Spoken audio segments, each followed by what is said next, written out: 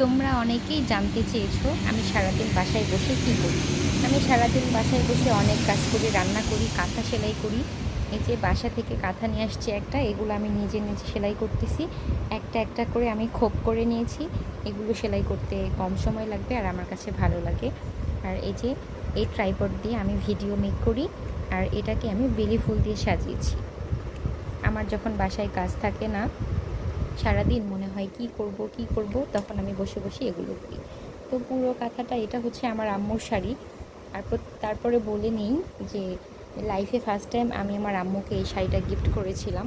এটা যখন নতুন ছিল, মানে এখনও নতুন আছে, আমার আম্মু হয়তো 2-1 বার পরেছে।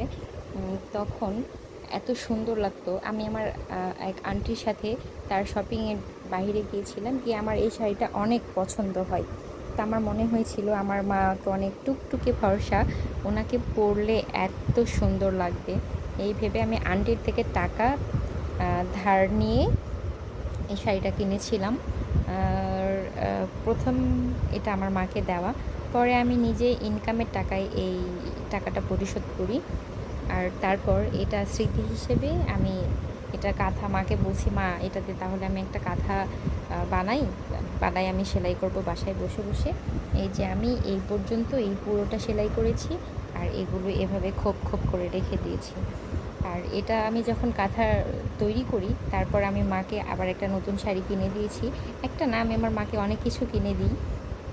আমার শান্তি লাগে, আমার মা বাবা সবাইকে কিনে দিই। আর অনেক শান্তি লাগে, ভাইয়ের বউ, ভাইয়ের মেয়ে, বোনের ছেলে মেয়ে, এই তো।